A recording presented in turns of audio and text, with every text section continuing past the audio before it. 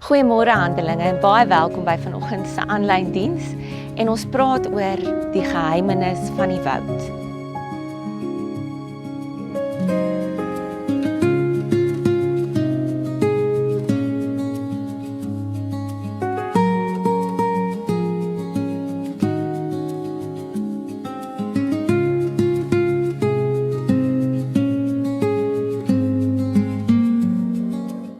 Ons het sopas Paasfees gevier en wat 'n wonderlike tyd om te onthou dat Jesus Christus vir ons gesterf het.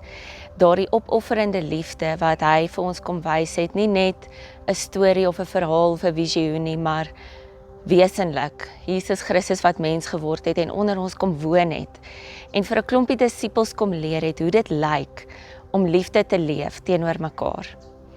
Wanneer ons die nagmaal vier, is daar iets belangriks wat ons onthou en ek wil dit vandag uitlig dat dit is nie net die onthou dat Jesus ons vergewe nie, maar ook dat ons saamgebind is in 'n band van liefde met mekaar as gelowiges. Dis hoekom ons saam die nagmaal vier met Paasfees en saam as 'n gesin, saam as 'n kerk, maar ook kerke reg oor die wêreld vier hierdie nagmaalfees saam. En wat dit vir ons laat onthou is dat ons deel is van God se koninkryk in hierdie wêreld, dat hy ons wil gebruik wesenlik om Jesus Christus konkreet sigbaar te maak in die alledaagse lewe 2000 jaar nadat hy opgevaar het na die hemel. Ons is nou in die tyd tussen Paasfees en Hemelvaart, dis 40 dae en in hierdie tyd het Jesus spesifiek aan mense verskyn. So alles het verander vir die disippels, waar hy eintlik saam met hulle geloop het en hulle hom gevolg het en hy voortdurend vir hulle geleer het alles verander. Hy het van hulle af weggetrek en hy het slegs aan hulle verskyn, hy het aan individue verskyn, hy het aan groepe verskyn om hulle bietjie te begelei en te help om nou van hom eintlik te laat gaan en eintlik hierdie koninkryk van God te word in die wêreld wat hy bestem het van die begin af. Ek kan dink dat hulle dalk baie verlore kon gevoel het en in 'n tyd waar daar oorlog is en onsekerheid in die wêreld, is dit baie keer so vir my en jou. Ons lewe in 'n tyd waar die petrol so opgegaan het, ons kry lockdown vibes, ons wil net terugtrek en by die huis bly, ons wil ons hulpbronne beskerm, ons wil seker maak ons het genoeg toiletpapier en al daardie dinge. En wat dit kan veroorsaak in 'n groep, is dat ons terugtrek en wegtrek. En vandag wil ek ons kom herinner dat die waarheid is, dit benadeel ons. Dit benadeel ons op die ou einde. Dis Hebreërs se hele verhaal. Maar 1 Korintiërs 12 en 13 is waar die Here vir ons so kom verduidelik dat ons gemaak is om deel van 'n gemeenskap van gelowiges te wees en dis hoe ons funksioneer in hierdie wêreld om Jesus in 'n mooi beeld sigbaar te maak. Op ons eie kan ons eintlik net een kleur of een gawe of een stukkie van God sigbaar maak. Maar wanneer ons saamwerk en ons mekaar ondersteun, is ons nie net beter af nie. Die wêreld het ook 'n beter indruk van wat dit beteken om 'n Christen te wees. Dis hoekom die Here ons nie net gemaak het as 'n alleen boom wat buite in 'n veld staan nie. Om bietjie terug te kom na ons wortels en vlerke tema. Ons het 'n bietjie tyd spandeer om te kyk wat hierdie wortels van ons beteken, dat ons werklik gegrond is diep in God se liefde en in Christus self. Ons word ingeplant in Christus. En dis waar ons identiteit vandaan kry. En dis waar hierdie intieme verhouding wat ons met God het, dis waaruit ons leef. Maar dat ons dan moet groei as 'n boom of as 'n plant om werklik in hierdie kosmos, in hierdie woud, ons plek te vervul. So ons is nie net 'n boom nie. Ons is deel van 'n woud. En as julle enigstens my kinders ken, sal julle weet dat hulle baie lief is vir National Geographic en dat ons al alles gekyk het wat daar beskikbaar is omtrent van walvisse en haie. Maar vandag wil ek bietjie praat oor die Amazone woud. Die misterie. Dis eintlik daar waar ons iets diep van God kan leer ken. En in die Amazone, in hierdie reënwoud, het jy hierdie groot bome, varings, allerlei plante en daar kom 'n orgidee natuurlik voor. In die middel van hierdie natuurskoon wat ek en jy nie kan bewerkstellig deur 'n plantasie nie, groei natuurlik die mooiste blom. En dit sê vir ons iets van God se goeie plan. Nou hier is die geheimenis van die woud. Onder die grond is daar 'n netwerk, hulle noem dit die WWW, dit is die Wood Wide Web.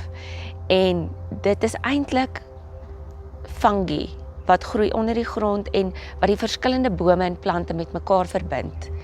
En hierdie verbintenis wat hulle met mekaar het onder die grond, maak dat wanneer een plant 'n bietjie droogte het, dat hy water en koolstof kan kry van 'n ander plant.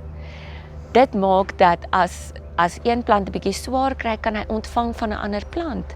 En wanneer dit baie droog is, dan is daar groot bome wat baie diep wortels het en hulle kan water diep uit die grond uittrek en dit dan met mekaar deel. En dit sê vir my iets van hierdie 1 Korintiërs 12, die liggaam met die verskillende gawes en die verskillende funksies en hoe elke een tog so 'n belangrike rol het in die koninkryk van God. En hierdie rol is nie net vir onsself nie. Dit is ook vir ander. Dit is om vir ander 'n voordeel te wees. En julle in hierdie woud is daar bome wat mooi skadu gee en dan is daar bome, klein plantevarings wat onder hierdie skadu leef en floreer. Net so kan ek en jy soms 'n bietjie skade vir iemand anders gee. Ons kan iemand anders dalk help. Ons kan dalk die groter persoon wees of ons kan dalk die een wees wat beskerm. Ons kan dalk die een wees wat mense help bymekaar bring. Ons kan dalk oorgee iets wat iemand nodig het en dit aangee vir hulle. En dit alles wat ons van God eerste ontvang het. Ek lees vir ons net kortliks hier uit 1 Korintiërs 12 vanaf vers 12. Want soos die liggaam 'n eenheid is, maar uit baie ledemate bestaan, en al die ledemate van die liggaam, alhoewel hulle baie is, een liggaam vorm, so is dit ook met Christus. En ons is tog almal deur die een Gees in een liggaam gedoop, Jode of Grieke, slawe of vrymense, en ons is almal met een Gees deurdrenk. Inderdaad, die liggaam bestaan nie uit een ledemaat nie, maar uit baie. In hierdie tye wat onseker is en waar ons dalk vrese kan hê wat na vore kom, wil ek elkeen uitnooi om 'n bietjie uit te reik na ander. Maak bietjie staat op jou gemeenskap van gelowiges vir die ondersteuning en liefde wat jy nodig het en deel dit ook aan ander uit. As ek moet dink in die afgelope jaar, oomblikke wat die grootste indruk op my gemaak het en vir my 'n groot effek op my gesin gemaak het, is waar iemand anders net omgegee het. En daarom vloei hierdie 1 Korintiërs 12 uit op 1 Korintiërs 13 wat sê, dat al hierdie gawes en al hierdie mooi goed en funksies wat ons doen en wat ons het om te gee en wat ons het om te deel, nie veel werd is as ons dit nie in liefde doen nie. Daarom is die Here se uitnodiging aan ons, sien dat jy deel is van 'n woud. Sien dat jy deel is van iets wonderlik wat God se plan is. Speel jou rol, doen jou funksie, dra by wat jy kan en doen dit in liefde. Laat toe dat hierdie liefde heers, hierdie ondergrondse wêreld van fungi wat hierdie voedingswaardes uitdeel aan mekaar.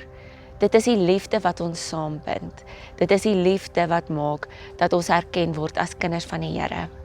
So daarom nooi ek jou vandag uit, vra vir die Here, watter plant is jy in hierdie wonderlike woud? Wat is dit wat jy graag wil bied? Wat is dit wat jy graag wil uitdeel aan ander? Neem die kans, hê lief, en ons sal nie spyt wees nie. Op die ou einde maak die Here weer alles heel, en sal alles weer meer duidelik word, en sal die oorlog weer verbygaan, en sal die Here ons herstel. Mag die Here jou styf vashou, mag jy veilig voel in sy woud, en in sy koninkryk, en mag jy sy liefde volkome ervaar. Die Here seën jou met sy ontfermende liefde, sy oneindige liefde, wat alles moontlik maak. In die naam van Jesus. Amen.